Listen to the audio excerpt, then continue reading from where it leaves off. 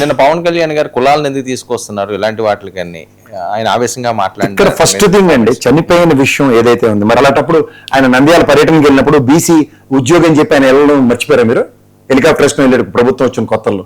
So ఇవన్నీ ఏంటంటే sir, ఈ రాజకీయ నాయకులు వాళ్ళ రాజకీయ పార్టీలు కుల ప్రస్థానం ప్రతి ఒక్కరు చేస్తున్నాడు కన్వీనియంట్ గా. ఒకళ్ళు చేస్తారు వీళ్ళు ముగ్గురు ఒకటే, వాళ్ళు నచ్చలేదనో, లేకపోతే ఏం చేశారు కాబట్టి వీళ్ళకి నచ్చలేదనో, ఈ విధమైన ప్రోపగండా నిజంగా కుల జాడ్యంతో సస్తున్నాం మనందరం. ఒక రాజకీయాలకు వచ్చిన తర్వాత ప్రభుత్వ స్థాపన తర్వాత కూడా కులాలు ఏంటో నాకు అర్థం కావట్లేదు. ఫస్ట్ థింగ్, నేను కూడా దాని మీద తీవ్ర ఆక్షేపణ వ్యక్తం చేస్తున్నాను. నేను దీంట్లో కూడా చాలా క్లియర్ గా చెప్పాను. నా ఫస్ట్ 3 రోజుల క్రితం జరిగిన డిబేట్ లో కూడా ఎప్పుడైతే ఒక ఛానల్ కేటగారికల్ గా చనిపోయిన వ్యక్తికి కాపు అని ఆపాదించడం కూడా నేను తీవ్రంగా ఆక్షేపిస్తున్నానని చెప్తున్నాను. ఇవాళ ఈ సమాజంలో ఒక యాంటీ సోషల్ ఎలిమెంట్స్ కి ఈ ప్రభుత్వం ఉక్కుపాదం మోపుదాం అన్న దగ్గర అయితే నేను పూర్తి సమర్థన నా దగ్గర నుంచి కూడా ఉంటుంది. ఎందుకంటే ఎన్నో ప్రభుత్వాలు గత 10 సంవత్సరాలు బట్టి ఈ 2 ప్రభుత్వాల నిర్ణయాలు 3 ప్రభుత్వాల నిర్ణయాలు చూస్తుంటే గంజాయి 2800 ఇందాక కూడా చెప్పాను 2800 కిలోమీటర్ల ఫారెస్ట్ బార్డర్ షేర్ చేసుకుంటూ ఇష్టారీతిగా రాష్ట్రంలో ప్రబలబోతున్న గంజాయికి పిల్లలు అపశుభంతి లేని పిల్లలు దానికి బలవుతున్నప్పుడు ప్రభుత్వ నిర్ణయాలు కఠినంగా ఉంటే ఎవరు కాదంట? ఇప్పుడు వీకెండ్ బార్ల మీద పబ్బుల మీద రేవంత్ రెడ్డి గారు విప్లవాత్మకంగా నిర్ణయాలు తీసుకుని తొల్లగొట్టేస్తున్నారు పట్టుకుని ఇక్కడ డ్రగ్స్ తీసుకున్న వాళ్ళ మీద. అలాంటి నిర్ణయాలు తీసుకోండి, విల్ డెఫినెట్లీ అప్రిషియేట్. కానీ ఇవాళ మీరు జరిగిన దానికి ప్రభుత్వ పరంగా చర్యలు లేకుండా కులాల గురించి మాట్లాడి ఆ రౌడీ షీటర్ అన్నడికి కులం ఎందుకు వస్తుందని ప్రస్తావన అయితే మాత్రం మనం ఎవరైనా చేయలేం. ఇది ప్రభుత్వ కలెక్టివ్ రెస్పాన్సిబిలిటీ. గౌరవ ముఖ్యమంత్రి గారు కానీ, హోంమంత్రి గారు కానీ, లేదా పంచాయతీరాజ్ శాఖ మంత్రిగా, డిప్యూటీ సీఎం గా దీన్ని ఒక కలెక్టివ్ డిసిషన్ తీసుకుంటున్నా. అండ్ ఫోర్త్, ఉక్కుపాదం మోపుతున్నాం చెప్పమను. రేపు ఎవరైనా కులం మతం మాట్లాడమని నేను చెప్తాను, నేనే మాట్లాడతాను ఫస్ట్ అందరికన్నా ప్రొయాక్టివ్ గా. ఇది ప్రభుత్వం ఎప్పటికి కూడా లేదు. ఒక సముచిత న్యాయం, ఒక కుటుంబానికి భరోసాగా ప్రభుత్వం పెద్దగా గౌరవ చంద్రబాబు నాయుడు గారు తీసుకున్న నిర్ణయం తీవ్రంగా అప్రిషియేట్ చేయాలి. ఇక్కడ మీరు అప్పుడు అపోజిషన్ కానీ మిగిలిన వాళ్ళు కానీ అందరూ డెల్యూట్ అయిపోతారు. ఓ ఫ్యామిలీకి భరోసా అనేది ఏముంటుంది? జరుగుతుంది కదమ్మా ఎంక్వైరీ, నేను వేసాను ఐజీ పరంగా. రేపు పొద్దున్న దాని నివేదిక ఏమొస్తుందో నేను చూసుకుంటాను. ఫస్ట్ ప్రయారిటీ ఆయన సింగపూర్ నుంచి రాగానే కూడా ఎస్పీని దీంట్లో ఇన్వాల్వ్ అవుతుందని చెప్పారు. ఎవరైనా ఫాలో అయితే తెలుస్తుంది. ఆ ఏసీపీని ఇన్స్టెంట్ రియాక్టివ్ మోడ్ లో డిప్లాయ్ చేసిన తర్వాత ఈ స్థాయి కాదని తర్వాత జరిగిన పరిణామంలో ఐజీ స్థాయిని తీసుకొచ్చారు. ఐజీ స్థాయితో పాటు తారల టీం నడుస్తుంది. తరంతో కృష్ణలంక పోలీస్ స్టేషన్ లో ఉన్న పోలీసులు అందరినీ ఎంక్వైరీ చేస్తున్నారు. కుటుంబం దగ్గరికి వెళ్ళి ఎంక్వైరీ చేస్తారు. ఇంతకు వంశీ చెప్పినట్టు 24 hours స్పాన్ లో ఒక డెవలప్మెంట్ కనబడుతుంది. కానీ నాకు అంటుంది ఏంటంటే, ప్రభుత్వం ఒక పోలీస్ పరంగా ఎదుర్కొంటున్న ఒక తీవ్రమైన సమస్యకి మళ్ళీ పోలీసుతోనే సొల్యూషన్ అంటే ఎలాగన్నదే తీవ్ర ఆక్షేపణీయం అవుతుంది. ఓకే, ఇది నిజంగా ఖచ్చితంగా ఒక సింగిల్ జడ్జి కానీ, సిట్టింగ్ జడ్జి గారితో కానీ దీని మీద ఎంక్వైరీ కనుక చేస్తే, ఆ జడ్జి గారు వెళ్ళి ప్రతి 4 ఎంక్వైరీ చేయరు. మళ్ళీ అప్పుడు పోలీసు వ్యవస్థ సహకరించాలి. సహకరించిన దగ్గర ఒక ట్రాన్స్పరసీ కనబడుతుంది. ఇది ప్రభుత్వం నుంచి ఎక్స్పెక్ట్ చేస్తున్నాం. లేదంటే ఈ ప్రభుత్వం మొదటి నుంచి చెప్తుంది ఏంటి, తీవ్రంగా జరుగుతున్న ఇలాంటి ఘోరాలు నేరాలకి ప్రభుత్వం మొదటి నుంచి చెక్ పెడతామని చెప్తున్నాను. ఎక్కడ చిన్నపిల్లల విషయంలో, ఆడపిల్లల విషయంలో అగాత్యాలు కానీ, ఈ రోజు జరుగుతున్న ఈ దాష్టికాలు కానీ, గంజాయి విషయంలో కానీ ప్రభుత్వ పరమైన చర్యలు ఎక్కడ కనబట్టలే. మీరే చెప్తున్నారు. పక్కన నవీన్ రెడ్డి మర్డర్ అన్నది ఈ రోజుకి చాలలేదు అది. ఇవన్నీ జరుగుతున్నప్పుడు ఏమవుతుందంటే, ప్రభుత్వం మీద కాన్ఫిడెన్స్ కన్నా ప్రజల్లో ఒక అనిశ్చితి ఉంటుంది. అందులో ఇంకోటి ఏంటంటే, పోలీస్ స్టేషన్ లో లాకప్ డెత్తులకి అకష్టమయ్యారు. అట్లీస్ట్ కుటుంబానికి ఇచ్చి కొంచెం భయభ్రాంతులు అభివృద్ధి ఉన్న వాళ్ళు పిచ్చి పనులు చేయకుండా ఉంటారు. ఇవి రకంగా బాడీ కనబడిపోతే జవాబుదారీతనం ప్రభుత్వందే కదా. ఓకే సార్, పోలీస్ పలానా పని చేసేటని చెప్పుకునేది ముఖ్యమంత్రి గారికో లేదా హోంమంత్రి గారికో కదా. అదే జరిగింది దీంట్లో. ముఖ్యమంత్రి గారు భరోసా ఇచ్చారు. ఇది మాట్లాడండి చిన్నరెడ్డి గారు. సార్, జగన్మోహన్ రెడ్డి గారు కానీ నిన్న నేను మీ డిబేట్ లో పాల్గొన్నా, ఈ రోజు పాల్గొన్నా, ఇంతవరకు కులం గురించి మేము ఒక్క మాట కూడా మాట్లాడాలి. వీళ్ళిద్దరూ ఇప్పుడు కాపు అనేటటువంటి విషయాన్ని తెలుగుదేశానికి సంబంధించిన వాళ్ళు, జనసేనకి సంబంధించిన వాళ్ళు అసలు ఆ మాట మాట్లాడకుండా, వాళ్ళు అసలు మాట్లాడకుండా, అసలు కులం మాట రాకుండా ఈ కూటమి మాట్లాడలేదు. డిబేట్లో కానీ, మీటింగుల్లో కానీ పవన్ కళ్యాణ్ గారి ఎవరైనా సరే ఇలాంటి కుల పిచ్చితోటి పోతున్నారు కాబట్టి ఇలా జరుగుతూ ఉంది రాష్ట్రం అంతా కూడా. ఇప్పటికైనా మేము చెప్పేది ఒకటే, పవన్ కళ్యాణ్ గారు ఈ సోషల్ ఎలిమెంట్స్ వీళ్ళంతా రౌడీ షీటర్ల గురించి వచ్చేటువంటి విషయాలన్నిటి మీద నేను స్పందించాలనా అని చెప్పేసి పవన్ కళ్యాణ్ గారు మాట్లాడటం జరిగింది. ఓకే, మీరు వారి గురించి స్పందించరు, పొగాకు రైతుల గురించి స్పందించరు, ఇసుక మాఫియా గురించి స్పందించరు, గ్రామాల మాఫియా గురించి స్పందించరు, మొత్తమరిలో అమ్మాయి రేపు చేస్తే దాని గురించి స్పందించరు. నిన్న పవన్ కళ్యాణ్ గారు స్పందించారు కదండి. చిన్నప్పటి గారు వినండి, చిన్నప్పటి గారు మాట్లాడతారు. పవన్ కళ్యాణ్ గారు ఒక సినిమా యాక్టర్ గా మాత్రమే ఆయన ఈ ప్రభుత్వంలో ఒక డిప్యూటీ సీఎం గా ఉన్నారు. కానీ ఆయనేమి రియల్ నాయకుడుగా, ప్రజలకి వచ్చినటువంటి ఇబ్బందుల మీద స్పందించేటటువంటి నాయకుడుగా ఆయన లేడు. అందుకని ఆయనకి దేని మీద స్పందన ఉండదు. చంద్రబాబు నాయుడు గారు ఏ స్క్రిప్ట్ ఇస్తే ఆ స్క్రిప్ట్ తీసుకొని పోవడం, కావాల్సినటువంటి డైవర్ట్ పాలిటిక్స్ కి కావాల్సినటువంటి యాక్టింగ్ చేయడం, దానికి సంబంధించి చెప్పి పక్కకి వెళ్ళిపోవటం. అంతకు మించి పవన్ కళ్యాణ్ గారు చేసిన ఒక్క మంచి పని చెప్పండి. ఒకటే ఒకటి, రెండోది వద్దు. ఇంకా 2 సంవత్సరాలు అవుతుందిగా, 2 చెప్పను, పోనీ 1 చెప్పను. అలాంటి నాయకులను పెట్టుకొని మాట్లాడుతా ఉన్నాం. పోనీ పిఠాపురంలో జరిగినటువంటి రేపుకి సంబంధించినటువంటి విషయాన్ని ఏమన్నా మాట్లాడారా పవన్ కళ్యాణ్ గారు? పిఠాపురం సొంత నియోజకవర్గం కదా.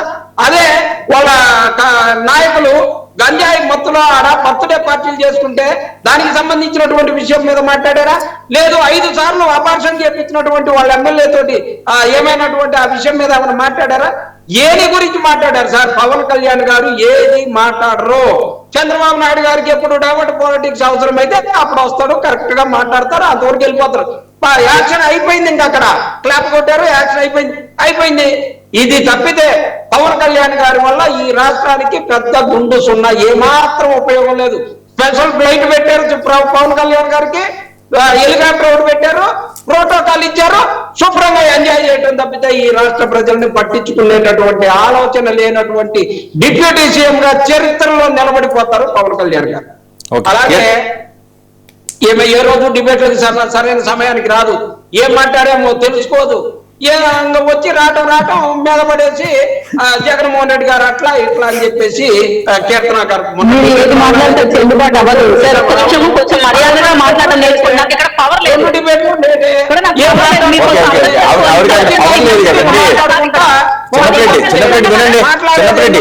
చిన్నప్పటి వినండి, ఆవిడకి పవర్ లేదు కదా, మొన్న మీకు పవర్ లేదు కదండి. కాదు వినండి మీకు ఇస్తాను.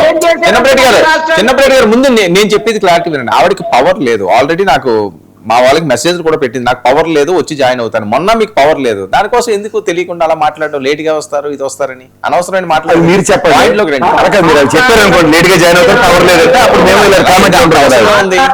మేము విషయాలని ప్రసాద్ గారు మాట్లాడి వినకుండా, మేం మాట్లాడి వినకుండా మాట్లాడితే విననప్పుడు విననట్టుగా ఉండమనండి. అంతేగాని ఆ మీదేమో లేట్ కామరాని ముద్ర వేయాలని కాదు, ఈయన మీదేమో టీచర్ అని ముద్ర వేయాలని కాదు టీచర్ గారికి. మరి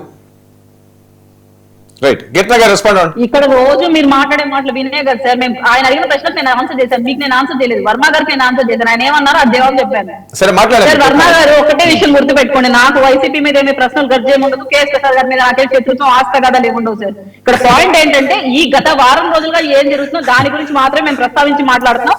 ఆ రగడ ఏదైతే ఉందో జనాలు ఏది చూస్తున్నారో దాన్ని మేము జర్నలైజ్ చేసి చెప్తున్నాం ఇక్కడ. అండ్ నేను అరవసిదర్ గురించి పవన్ కళ్యాణ్ గారు ఏం మాట్లాడలేదు అంటున్నారు. ఏం సార్ చెవులో ఇంకెవరు వినపడదా? ఏం కదా నాకు సిస్టమ్ పోసుకుంటారా వీళ్ళంతా? పవన్ కళ్యాణ్ గారు మొన్న కూడా చెప్పారు, మీ పర్సనల్ ఇష్యూస్ వల్ల నా కష్టాన్ని తినకండి అయ్యా అని రిక్వెస్ట్ చేశాను. నేను కష్టపడి పార్టీని స్థాపించుకొని ఇన్ని రోజులు నడుపుకొని వచ్చాను, మీ పర్సనల్ ఇష్యూస్ వల్ల నా పార్టీని నాశనం చేయకండి, దయచేసి మీ ఇష్యూస్ మీరు పక్కన చూసుకోండి అని క్లియర్ గా పవన్ కళ్యాణ్ గారు చెప్పారు. మీ నాయకుడు ఇలా చెప్పి ఉంటే అమ్మటి అరగంట గంట అని మాట్లాడి ఉన్నాడు. మీ నాయకుడు అలా చెప్పి ఉంటే ఆయన మొత్తం ఇప్పి చూపించుకొని ఉన్నాడు. కొంచెం ఆలోచించాలి మాట్లాడేటప్పుడు. పవన్ కళ్యాణ్ గారిని వేరే వాళ్ళని ఒకలా కలిపి మాట్లాడకండి. పవన్ కళ్యాణ్ గారు వాళ్ళ పార్టీ వ్యక్తులు తప్పు చేసే వాళ్ళు సస్పెండ్ చేస్తున్నాడు పార్టీ నుంచి. మ్యూట్కి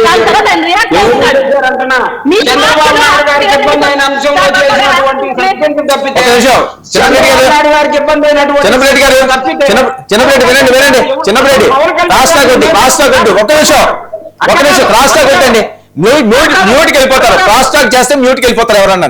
వెయిట్ చేయండి, మీరు మాట్లాడలేదు కదా. పవన్ కళ్యాణ్ గారికి ఎలా తెలుస్తుంది సార్ వీళ్ళ పర్సనల్ ఇష్యూస్ ఏమున్నాయి, వీళ్ళ పర్సనల్ గా ఏం గొడవ పడుతున్నారు ఆయనకి ఏం తెలుస్తుంది సార్? అయినా కూడా ఆయన చెప్పుకొని వస్తున్నారు. కానీ అంబటి గారు ఓపెన్ గా గంట అరగంట వస్తే ఒక్క మాట స్పందించారు సార్. జగన్మోహన్ రెడ్డి గారు ఒక్క మాట అన్నారా సార్? ఒక క్రమశిక్షణ చర్య తీసుకున్నారా జగన్మోహన్ రెడ్డి గారు?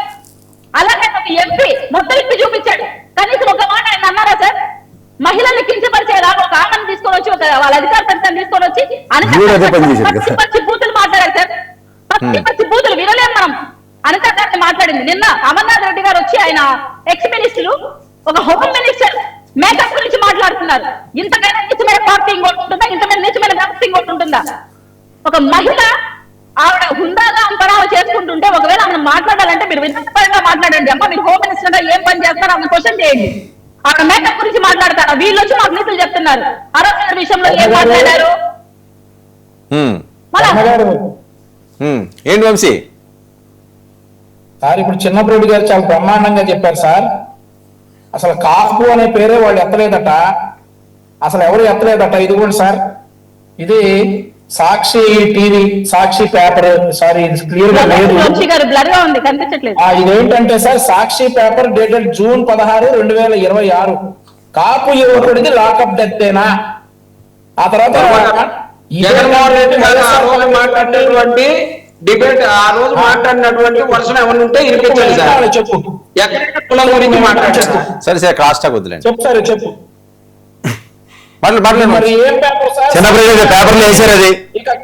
గారు, ట్విట్టర్ గారు చెప్పండి సార్. ట్విట్టర్ గారు మీరు చెప్పండి సార్. వింటాను, చెప్పు సోజ్ చెప్పు, వింటాం. సరే ఇప్పుడు కీర్తన గారు పావు గంట లేట్ వచ్చారని అగ్గి మీద గుగ్గిలమయ్యాడు ఈయన. ఆయన ముందు నుంచి అసలు పావు గంట లేట్కే తట్టుకోలేకపోయాడు ఈయన, సమాధానాలు చెప్పలేకపోయాడు అడిగినవి. ఇక కాపు అనేటటువంటిది ప్రతి వైఎస్ఆర్ కాంగ్రెస్ పార్టీ నాయకుడు వాళ్ళ సోషల్ మీడియా అకౌంట్ లో కావచ్చు, వాళ్ళు మాట్లాడినటువంటి ప్రెస్ మీట్ లో కావచ్చు, కాపు యువకుడు సాయి కృష్ణ అని మాట్లాడినప్పుడు ఏమైపోయాడు సార్ చిన్నపరెడ్డి అమ్మాయి? ఈ రోజు సాక్షి పేపర్ కాపు యువకుడికి లాకప్ దత్తేనా? ఇదే పేపర్ కట్ చేసి YSR Congress party official Twitter handle లో పెడతారు. ఫేస్బుక్ ఎటు ఎగిరిపోయింది కాబట్టి ట్విట్టర్ లో పెడతారు. ఈయన వచ్చి నీతులు చెప్తాడు. అసలు కాపు యువకుడు మేము అనలేదు, తెలుగుదేశం వాళ్ళు అంటా ఉన్నారు అనేసి. ఎవరన్నారో తెలుసు, ఏ విషయాలు ఎవరు మాట్లాడారో తెలుసు. చిన్నపరెడ్డి గారు ఇక్కడికి వచ్చేసి ఏదో బ్లబ్ చేయడానికి ట్రై చేస్తాడు. సో ఇవన్నీ కాదు, జగన్మోహన్ రెడ్డి గారి హయాంలో 693 మంది ఈ సెకండ్ ఇన్స్టాల్మెంట్ కట్టించుకోలేక శిథిలమైపోయారు, చితికిపోయారు కాపు యువకులు. వారికి ఎప్పుడు న్యాయం చేస్తారు?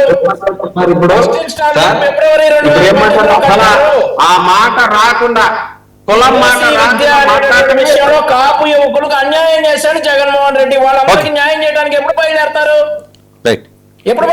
మరి వాళ్ళందరి కుటుంబాలను ఎప్పుడు పరామర్శిస్తారు? ఈ రోజు ఈ వెరిఫికేషన్ జరుగుతా ఉంది, సాక్షాత్ సేకరిస్తా ఉన్నారు. ఈ విషయంలో అంబటి రాంబాబు తప్పు చెప్పినా, జగన్మోహన్ రెడ్డి గారు ఎవరు తప్పు చెప్పినా గానీ ఎంక్వైరీకి వస్తారు డెఫినెట్ గా. ఇక్కడ నేను రాజకీయ పార్టీలో అందరికీ 2 చేతులు దండం పెట్టేది ఒకటే, దయించి కుల ప్రస్తావనలు తేకండి. ఎవరో అతిథులు కాదు. అమ్మ కీర్తనమ్మ, నువ్వు ఫాలో అయితే తెలుస్తుంది. చింతమనేని గారు గతంలో విడుదల రజనీ గురించి కూడా ఇట్లాగే మాడారు. ఇవాళ గుడివార అమర్నాథ్ గారు మాడిన తీరులోనే ఆయన కూడా మాడారు. అంచేత ఎవరు అతిథులు లేరు ఇక్కడ చూసి మనం ఎవరి గురించి మాడాలన్న దగ్గర ఎవరికి కితాబులు ఇవ్వాలని దౌర్భాగ్య స్థితిలో ఉన్నాం. చెప్పండి, మీరు గుడివాడ అమర్నాథ్ గారు మాట్లాడింది, చింతమనేని గారు మాట్లాడింది పక్కన ప్లే చేయండి. వర్మ గారు ఒకసారి పక్కన ప్లే చేయండి. విడుదల రజనీ గారు మేకప్ విషయంలో ఇలాగే మాడారు. ఆయన దబాయిస్తే నేనేం చేయలేను వంశీ గారు, మీరు ఒకటే మాట చెప్తున్నారు. ముందు చిన్నప్పుడు నువ్వు టైం ఇచ్చినప్పుడు మాట్లాడవు, మధ్య కూర్చో ఉండొక నిమిషం. పవన్ కళ్యాణ్ గారు ఒక సందర్భంలో మాడారు, అది అయిపోయింది. అది ఎలక్షన్స్ హీట్ లో. ఇప్పుడైతే ఆయన మాట్లాడలేదు, నేను అది కూడా చెప్తున్నాను. ఇది కూడా లాస్ట్ ఎలక్షన్స్ అప్పుడు మాడింది చింతమనేని గారు. సో ఇక్కడ ఏమవుతుందంటే ఈ ఎలక్షన్ లో మాజీ మంత్రి, ఇప్పుడు ఓడిపోయిన ఎమ్మెల్యే స్థాయిలో గుడివార అమర్నాథ్ గారు మాడింది అప్రాన్షన్ అయితే, ఆ చింతమనేని గారు మాడింది కూడా అప్రాన్షనే. ఇది కాదు ఇక్కడ మనకు కావాల్సింది. ఎవరు అతిథులు కాదు, అందరూ అదే. ఇప్పుడు దాన్ని ఏదో అంటారు చూడండి, ఓకే దేంట్లోనో తింటూ దాంట్లో పురుగులు ఉన్నాయి అనుకుని మాట్లాడినట్టు ఉంటుంది. సో ఇక్కడ వాస్తవానికి కుల ప్రస్తావన లేకుండా నేను అభ్యర్థిస్తున్న పార్టీలకి ఏంటంటే, దయించి ఎలక్షన్స్ అయిపోయి ఇంకా 3 ఏళ్ళు ఉంది ప్రభుత్వానికి. వాళ్ళు మళ్ళీ వచ్చి ఉద్ధరించాలన్నా 3 ఏళ్ళు టైం పడుతుంది. వార్ జోన్ లో ఉన్నప్పుడు వాళ్ళు ఎలక్షన్స్ హీట్ లో మాట్లాడుతున్న మాటలకి ఇప్పుడు వాస్తవ ప్రభుత్వంలో ఉన్నప్పుడు మాట్లాడిన దానికి చాలా తేడా ఉంటుంది. సో ఇట్లా ఇది ఇంకా ఎలక్షన్ హీటే కంటిన్యూ చేసుకుంటూ ఉంటే ఎవరో ఏం చేయలేకపోతున్నాం. భాష మీద పట్టు కావాలి, భాష మీద నియంత్రణ కావాలి, ఒళ్ళు దగ్గర పెట్టి మాడాలి, వాస్తవాలకు దగ్గరగా ఉండాలి. జరుగుతున్న పరిణామాలను ఏది పట్టించుకోకుండా ఇవాళ ఇష్యూస్ మీద మాడుకుని దాన్ని ఇంకో దాంతో ముడిపెట్టి పాతవి కొత్తవి సంపాదించుకుంటే కాదు. ఓ series of actions, law and order సంబంధించిన విషయంలో సిరీస్ ఆఫ్ యాక్షన్స్ జరుగుతున్నాయి పిల్లల పట్ల, ఆడపిల్లల పట్ల, ఇట్లాంటివన్నీ. సో వీటి మీద ఈ దురాఘాతాలకి నియంత్రణ ఖచ్చితంగా ప్రభుత్వ పరంగా ఉక్కుపాదం మోపవలసిందే. ఓకే, అయితే పునరావృతం అవుతూనే ఉంటున్నాయి. ఇది ఏంటన్నా తేల్చాలి, మరి ఎప్పుడు తేలుతుందో. సిట్ వచ్చింది కాబట్టి అది కూడా స్పీడ్గా మూవ్ అవుతున్నది కాబట్టి ఆశిద్దాం. మరి అంతా కూడా సుఖాంతం జరగాలని, అతను చనిపోకూడదనే భావిద్దాం. థ్యాంక్ యూ అండి, thank you so much KS Prasad గారు, చర్చలో పాల్గొన్నందుకు థ్యాంక్ యూ. బండారు వంశీ గారు థ్యాంక్ యూ, కీర్తన గారు థ్యాంక్ యూ, చిన్నపరెడ్డి గారు.